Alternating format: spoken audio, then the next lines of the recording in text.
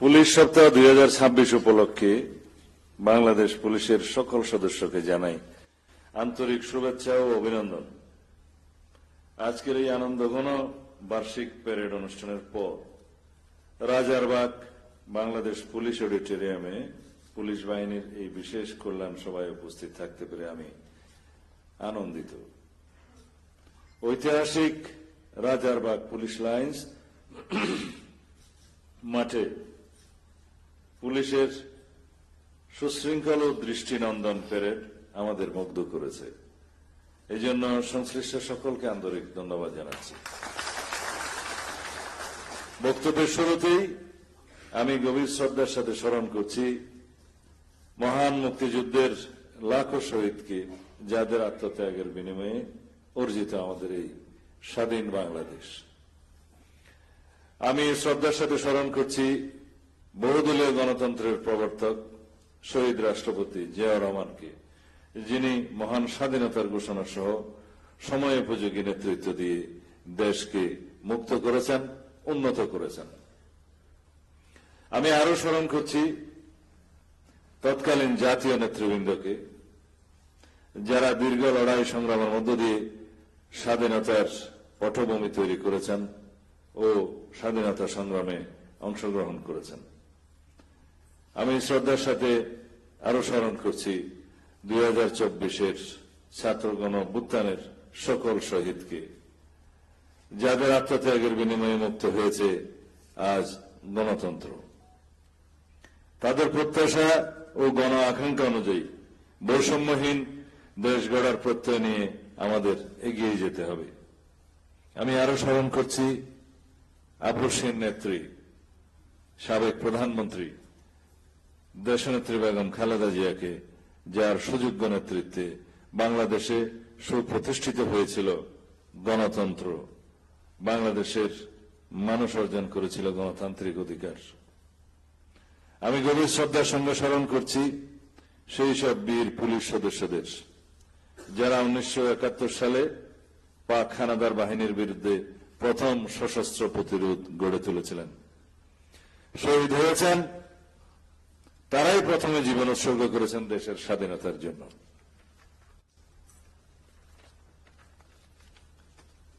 মাননীয় প্রধানমন্ত্রী শহীদ রাষ্ট্রপতি জিয়াউর রহমানের 19 দফা রাষ্ট্র দর্শন, সাবেক প্রধানমন্ত্রী দেশনেত্রী বেগম খালেদা জিয়ার ভিশন 2030 এর ধারাবাহিকতায় সবার আগে বাংলাদেশ স্লোগানকে সামনে রেখে বিএনপির নির্বাচনী ইশতেহারের অন্যতম গুরুত্বপূর্ণ বিষয় হল সর্বস্তরে আইনের শাসন প্রতিষ্ঠা করা, মানবিক মূল্যবোধ ও মর্যাদা পুনঃপ্রতিষ্ঠা এবং গুম, খুন, বিচার বহির্ভূত হত্যাকাণ্ড ও অমানবিক শারীরিক ও মানসিক নির্যাতনের অবসান ঘটানো বর্তমান সরকারের অন্যতম নির্বাচনী প্রতিশ্রুতি। এই লক্ষ্যে মাননীয় প্রধানমন্ত্রীর প্রাজ্ঞদিক নির্দেশনায় পুলিশ বাহিনীকে একটি কল্যাণমূলক ও সেবা বান্ধব প্রতিষ্ঠান হিসেবে গঠন, জন আস্থা অর্জন, অনলাইনে অভিযোগ দায়েরের সুবিধা সম্প্রসারণ, পুলিশ বাহিনীর সক্ষমতা বৃদ্ধি, পুলিশের দায়িত্ব পালনে বিদ্যমান প্রতিবন্ধকতা দূরীকরণ ইত্যাদি বিষয়ে আমাদের সরকার নিরলসভাবে কাজ করে যাচ্ছে। মাননীয় প্রধানমন্ত্রী, বাংলাদেশ পুলিশের অপারেশনাল কার্যক্রম, ট্রাফিক ব্যবস্থাপনা এবং অন্যান্য কার্যক্রমে স্বচ্ছতা বাড়াতে বডি অন ক্যামেরা ব্যবহার করা হচ্ছে। জাতিসংঘের মানদণ্ড অনুযায়ী ন্যূনতম বল প্রয়োগ নীতি বিষয়ে পুলিশ ট্রেনিং সেন্টার সমূহকে পুলিশ সদস্যদের প্রশিক্ষণ প্রদানের কার্যক্রম গ্রহণ করা হচ্ছে। পর্যটকদের নিরাপত্তা নিশ্চিত করার লক্ষ্যে টুরিস্ট পুলিশের সক্ষমতা বৃদ্ধিতে কার্যক্রম গ্রহণ করা হচ্ছে। পুলিশ ভেরিফিকেশন সহ অন্যান্য সেবা প্রদান দ্রুততার সাথে সম্পন্ন করার কার্যক্রম চলছে। মাদকের বিরুদ্ধে জিরো টলারেন্স নীতি গ্রহণ করা হয়েছে এবং এই লক্ষ্যে 30 এপ্রিল 2026 তারিখ হতে স্বরাষ্ট্র মন্ত্রণালয়ের নির্দেশনায় দেশব্যাপী মাদকের বিরুদ্ধে সমন্বিত অভিযান শুরু হয়েছে। মব কালচারের অবসানের লক্ষ্যে কঠোর ব্যবস্থা গ্রহণ করা হয়েছে।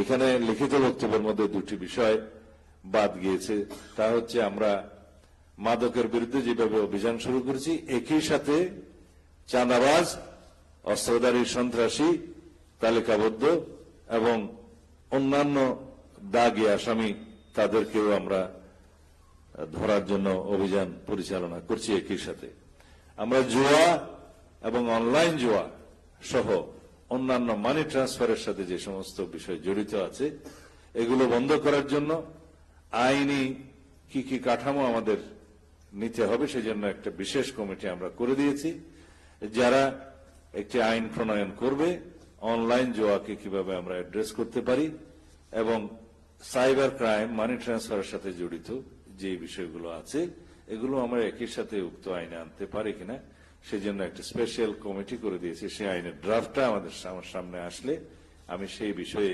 বিস্তারিত আলোচনা করব। কারণ সময় পাল্টাচ্ছে, পৃথিবী এগিয়ে যাচ্ছে, ইন্টারনেটের দুনিয়া, এখন ক্রাইমের ধরনও পাল্টিয়েছে। সুতরাং আমরা পুরনো আইন দিয়ে এখন আর চলতে পারবো না এবং নতুন আইন প্রণয়নের সাথে সাথে এগুলো কিভাবে আমরা অ্যাড্রেস করতে পারি সেজন্য দরকার হলে আমরা অন্যান্য দেশের এক্সপিরিয়েন্সও গ্রহণ করব।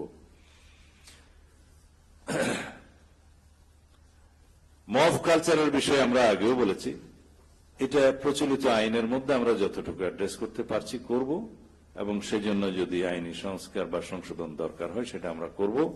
আমি আজকে এখানে স্বরাষ্ট্র সচিব এবং আইজিপি কে অনুরোধ করছি এই বিষয়টা অফিসে আবার একটু আমাকে যেন স্মরণ করিয়ে দেওয়া হয়। এই বিষয়টি এনাক্টমেন্টের প্রয়োজন আছে। মব কালচারকে আলাদাভাবে যদি অ্যাড্রেস করতে হয় প্রচলিত আইন দিয়ে সেটা সম্ভব পুরোপুরি হচ্ছে না।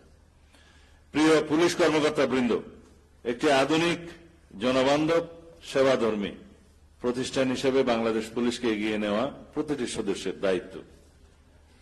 জনগণের মৌলিক অধিকার রক্ষা ও আইনের শাসন প্রতিষ্ঠায় আপনাদের ভূমিকা হতে হবে আপোষহীন। মনে রাখবেন, জনগণকে সেবা প্রদান করা আপনাদের পবিত্র দায়িত্ব। বিশ্বায়নের এই যুগে প্রযুক্তির দ্রুত বিকাশের সঙ্গে সঙ্গে অপরাধের ধরন ও প্রকৃতি পরিবর্তিত হচ্ছে। বর্তমানে প্রথাগত অপরাধের পাশাপাশি প্রযুক্তি নির্ভর অপরাধ, সাইবার ক্রাইম, ফিনান্সিয়াল ক্রাইম এবং আন্তঃসীমান্ত অপরাধের ব্যাপক বিস্তার ঘটছে। এসব অপরাধ মোকাবিলায় আধুনিক প্রযুক্তির সংযোজন এবং উন্নত প্রশিক্ষণের মাধ্যমে দক্ষ জনবল গড়ে তুলতে হবে। ইতিমধ্যে কয়েকটি উন্নত দেশের সাথে আমাদের আলোচনা হয়েছে।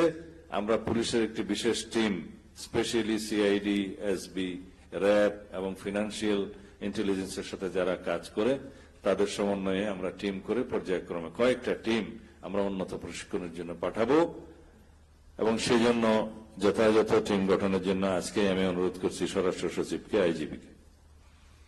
আইন শৃঙ্খলা নিয়ন্ত্রণে পুলিশের সঙ্গে জনগণের সম্পর্ক আরো সুদৃঢ় করা জরুরি।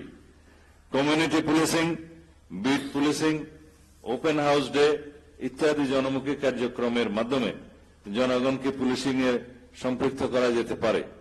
জনগণের সঙ্গে নিবিড় সম্পর্ক গড়ে তুলে অপরাধ সংক্রান্ত তথ্য সংগ্রহ করতে হবে। জনগণের আস্থা অর্জন করতে পারলে অপরাধ নিয়ন্ত্রণ অনেক সহজ হবে বলে আমি মনে করি। মাননীয় প্রধানমন্ত্রী, এখন আমি যে বিষয়গুলো এখানে লেখা আছে পড়তে যাচ্ছি সেগুলো আমাদের সিনিয়র সচিব স্বরাষ্ট্র মন্ত্রণালয় উল্লেখ করেছেন। আমি সুপারিশ আকারে আপনার কাছে পেশ করব। পুলিশিং কার্যক্রম আরো গতিশীল ও কার্যকর করতে অতিরিক্ত কর্মঘণ্টার দায়িত্ব পালনকারী পুলিশ সদস্যদের জন্য ভাতা প্রদান গুরুত্বপূর্ণ, যা তাদের মনোবল ও সেবার মান উন্নয়নে সহায়ক হবে। এই ওভারটাইম প্রদানের বিষয়টি বিবেচনা করার জন্য আমি মাননীয় প্রধানমন্ত্রী আপনাকে আবেদন করছি। দীর্ঘ কর্মঘণ্টা ও অধিক কর্মচাপ বিবেচনায় পুলিশ সদস্যদের শারীরিক ও মানসিক স্বাস্থ্য সুরক্ষায় কেন্দ্রীয় বিভাগীয় হাসপাতালকে সুযোগ সুবিধা বৃদ্ধিপূর্বক আরো আধুনিক ও যুগ উপযোগী গড়ে তোলা প্রয়োজন। এই বিষয়ে পুলিশ সদস্যদের উদ্দেশ্যে বলছি, ইতিমধ্যে আমরা ইনস্ট্রাকশন দিয়েছি, মাননীয় প্রধানমন্ত্রী আমাদের সেই আবেদন মঞ্জুর করেছেন। আমরা বিভাগীয় এবং কেন্দ্রীয় পর্যায়ে আপনাদের পুলিশ হসপিটাল যেগুলো আছে বিদ্যমান সেগুলোকে আরো উন্নয়ন করা এবং প্রয়োজনে আলাদা ইউনিট করা। তিনি এই অনুমোদনটা সদয় হয়ে দিয়েছিলেন। আজকে আপনারা হয়তো অফিসিয়ালি রিকোয়েস্ট করেছেন, তিনি এটা আগামী বাজেটে কিভাবে অন্তর্ভুক্ত করা যায় সেজন্য প্রয়োজনীয় ব্যবস্থা গ্রহণের জন্য আমি সুপারিশ করছি মাননীয় প্রধানমন্ত্রী। মাঠ পর্যায়ের সদস্যদের মোটরসাইকেল সরবরাহ সীমিত হওয়ায় এসআই ও এএসআইদের জন্য সুদমুক্ত ঋণের মাধ্যমে মোটরসাইকেল ক্রয়ের সুযোগ সৃষ্টি করা যেতে পারে, যে বিষয়টি উল্লেখ করেছেন স্বরাষ্ট্র সচিব। সেই বিষয়টা এতদিন কেন পূর্ণ হয় না সেই জন্য আমার কাছে অবাক লেগেছে।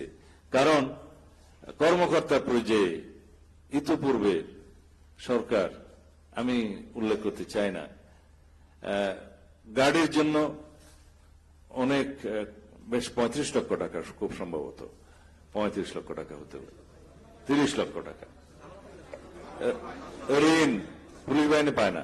আচ্ছা, এখন আপাতত না পেলে হবে, পুলিশ বাহিনীও পায় না, কিন্তু সিভিল অফিসাররা 30 লক্ষ টাকা সম্ভবত লোন পায়। সেটা মাননীয় প্রধানমন্ত্রী কৃচ্ছতা সাধারণের জন্য ইতিমধ্যে এটা স্থগিত করেছেন। সুতরাং অফিসারগণ একটু এই বিষয়টা মনোযোগ দিবেন। এসআই ও এসআইদের জন্য সুদমুক্ত ঋণের মাধ্যমে মোটরসাইকেল ক্রয়ের সুযোগ সৃষ্টি করাটা, এটা আমি জোর সুপারিশ করছি মাননীয় প্রধানমন্ত্রী। এটা আমাদের দায়িত্ব পালনের জন্য এবং তাদের কর্মদক্ষতা উৎসাহ বৃদ্ধির জন্য সহায়ক হবে। মিনিস্টার সাহেব, এখানে একটি বিষয় আছে। আমি যারা এটা চাচ্ছেন অবশ্যই ভ্যালিড রিজন আছে সুদমুক্ত এই সহযোগিতা চাওয়ার জন্য, মোটরসাইকেল কেনার জন্য। তবে এখানে বোধহয় একটা নৈতিক বিষয় যদি আমরা বিবেচনা করি, বিষয়টি হচ্ছে আমরা ব্যবস্থা করবার চেষ্টা অবশ্যই করব যাতে এই সমস্যাটা অ্যাড্রেস করা সম্ভব হয়। বাট আমরা কৃষককে, যখন যে কৃষক মাঠে কষ্ট করছে সেই কৃষককে আমরা সুদ সহ লোন দিচ্ছি। আমাদের পরিবারের মধ্যে কেউ না কেউ কৃষক আছে, আর আমরা গাড়িটা যখন ক্রয় করছি বা গাড়িটা ক্রয় করার জন্য যাদেরকে সুযোগ দিচ্ছি তাদেরকে সুদ মুক্ত দিচ্ছি। বাংলাদেশের প্রেক্ষাপটে কতটুকু এটা নৈতিক হতে পারে এই বিষয়টা একটু আমাদেরকে বোধহয় বিবেচনা করা প্রয়োজন। তবে মোটরসাইকেলটা হলে অবশ্যই পুলিশ বাহিনীর সদস্যদের কাজ করতে সুবিধা হবে, অফিসিয়াল কাজ করতে সুবিধা হবে। সেটার জন্য নিশ্চয়ই আমরা চিন্তা ভাবনা করে উপায় কোনো না কোনো একটি বের করতে পারবো নিশ্চয়ই, ইনশাল্লাহ। ধন্যবাদ মাননীয় প্রধান। উপর যাতে চাপ সৃষ্টি না হয় সার্ভিস চার্জটা আপনি নির্ধারণ করে দিতে পারেন। জি, একটা উপায় বের করে দিতে পারেন। মাননীয় প্রধানমন্ত্রী যথাযথ পরিকল্পনা, আধুনিক প্রযুক্তির ব্যবহার, পেশাগত দক্ষতার উন্নয়নের মাধ্যমে বাংলাদেশ পুলিশকে একটি বিশ্বমানের জনমুখী ও কার্যকর আইন শৃঙ্খলা রক্ষাকারী বাহিনীতে পরিণত করা সম্ভব। আমরা আশা করি পুলিশ সপ্তাহ 2026 উপলক্ষে গৃহীত নতুন উদ্যোগ ও কর্মপরিকল্পনার মাধ্যমে বাংলাদেশ পুলিশ আরো দৃঢ়তার সঙ্গে সামনে এগিয়ে যাবে। মাননীয় প্রধানমন্ত্রী, আপনার ব্যস্ত সময়ের মাঝেও মূল্যবান সময় দেওয়ার জন্য বাংলাদেশ পুলিশের পক্ষ থেকে আপনাকে আন্তরিক ধন্যবাদ ও কৃতজ্ঞতা জানাচ্ছি। কয়েকটা বিষয় যেগুলো আপনাদের বিভিন্ন স্তরের পুলিশ কর্মকর্তা এবং পুলিশ সদস্যদের মধ্য থেকে উঠে এসছে, আমি মাননীয় প্রধানমন্ত্রীর সাথে আলাপ করে নিয়েছি কোন কোন বিষয়গুলো আমরা সুপারিশ করতে পারি মাননীয় প্রধানমন্ত্রীর সুবিবেচনার জন্য। তার মধ্যে একটা হচ্ছে, যারা কনস্টেবল, একজন মহিলা কনস্টেবল বক্তব্য দিয়েছেন, কনস্টেবল থেকে রিটায়ারমেন্ট হওয়ার সময় যদি কনস্টেবলই থেকে যায় সেটা তাদের অবশ্যই মনে কষ্ট পাওয়ার কথা। সেই ক্ষেত্রে এক ধাপ উপরে অনারারি এএসআই দেওয়া এবং এএসআই হিসেবে যারা রিটায়ার করছে তাদেরকে অনারারি সাব ইন্সপেক্টর দেয়া, এই বিষয়টি মাননীয় প্রধানমন্ত্রী কোনো আর্থিক সংশ্লেষ তেমন থাকবে না।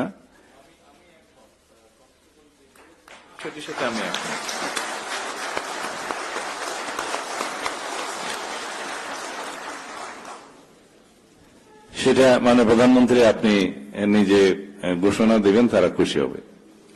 আমরা শুনতে পেয়েছি ওদের সবাই এটা জি। দেখলাম। আর রেভিনিউ বাজেট থেকে ডেভেলপমেন্ট বাজেটের কাজ মানে ডেভেলপমেন্ট করার যে গাইডলাইনটা আছে রেভিনিউ এক্সপেন্ডিচার করার, সেটা এখানে বিস্তারিত না বললেও হতো, কারণ আমরা পুলিশের কোন কার্যক্রমকে বাধাগ্রস্ত করতে চাই না, চাওয়া উচিত নয়। সেজন্য মাননীয় প্রধানমন্ত্রী সবার জন্য ফুয়েল কাটেন করলেও পুলিশ বাহিনীর কাজের ধরন দেখে সেই ফুয়েল বাজেটটা কাটেল করেননি। এই ক্ষেত্রেও রেভিনিউ বাজেট থেকে যেগুলো ডেভেলপমেন্ট ওয়ার্ক করা সম্ভব, এত টেকনিক্যাল বিষয়গুলো এখানে আলাপ না করে আমরা অবশ্যই এটা সহানুভূতির সাথে বিবেচনা করব ইনশাআল্লাহ। আর অন্যান্য বিষয়গুলো আমি এখানে অ্যাড্রেস করতে চাই না, যে বিষয়গুলো বিস্তারিত আলোচনার দাবি রাখে সেগুলো আমরা মিনিস্ট্রিতে আমাদের নিজেদের মধ্যে আলোচনা করব। যে সমস্ত দাবি উঠে এসছে অবশ্যই সেগুলো যৌক্তিক দাবি, যেমন পুলিশের জন্য আলাদা স্কুল করা যায় না বাহিনী, এটা তো অনেক বাহিনীর মধ্যে আছে, আপনারা নিজেরা চাইলে এগুলো রেইজ করতে পারেন। আমি দুটো বিষয় আজকে মাননীয় প্রধানমন্ত্রীর কাছে অনুমোদন নিতে চাই। হ্যাঁ, সেটা এখানে না, আমি দুটো বিষয় মাননীয় প্রধানমন্ত্রীর কাছে আজকে অনুমোদন নিতে চাই। এই পুলিশ বাহিনীকে বিগত 2-2.5 মাসের মধ্যে মনোবল বৃদ্ধি করার জন্য, সুশৃঙ্খল অবস্থায় নিয়ে আসার জন্য রাত দিন আমরা পরিশ্রম করেছি, তারা সবাই পরিশ্রম করেছে। তার কয়েকটি ইনস্ট্যান্স আমি এখানে দিতে চাই। জঙ্গল সলিমপুরে যে অভিযানটা সমন্বিতভাবে আমরা সশস্ত্র বাহিনীর সহযোগিতায় পুলিশ বাহিনী, র্যাব, কোস্টগার্ড সহ সবাই সম্মিলিতভাবে যেভাবে আমরা অপারেশন করে সাকসেসফুল একটা নজির স্থাপন করেছি, ওই জায়গায় আমরা 2টা একাডেমি স্থাপন করতে চাই মাননীয় প্রধানমন্ত্রী। কারণ হিউজ রিক্রুটমেন্ট আমাদেরকে করতে হচ্ছে, কিন্তু ট্রেনিং ইনস্টিটিউট একাডেমি আমাদের সীমিত নাই। সেজন্য ওখানে আমাদের জায়গাটা আমাদের দখলে আছে, আর এখানে র্যাব এবং পুলিশ অলরেডি দেয়ার।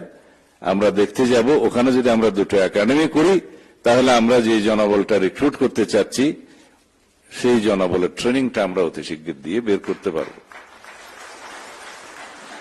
আর বিশেষ কিছু বলবো না, অনেক সময় হয়েছে। শুধু আহ্বান জানাই, 2026-এর পুলিশ বাহিনী বাংলাদেশের জনপ্রত্যাশা অনুযায়ী চলতে হবে, জন আকাঙ্ক্ষা পূরণ করতে হবে। এখন মানুষের প্রত্যাশা আসমান সমান, মানুষ গণতান্ত্রিক পরিবেশে তার অধিকার প্রয়োগের জন্য সবাই খুবই সচেতন। সুতরাং সময়ের সাথে তাল মিলিয়ে মাননীয় প্রধানমন্ত্রীর যে কর্মসূচি ঘোষণা করেছেন 31 দফার ভিত্তিতে আমাদের যে নির্বাচনী ম্যানিফেস্টো, সকল কিছু বাস্তবায়নের জন্য প্রথমেই প্রয়োজন দেশের আইন শৃঙ্খলা পরিস্থিতিকে স্টেবল এবং সমুন্নত রাখা। সেটার প্রতিশ্রুতি যদি আপনারা দিতে পারেন, ইনশাআল্লাহ আপনাদের এই প্রতিষ্ঠানকে দিনে দিনে আরো উন্নত করার জন্য, আপনাদের সমস্ত চাহিদা পূরণ করার জন্য আমরা অঙ্গীকারাবদ্ধ থাকব।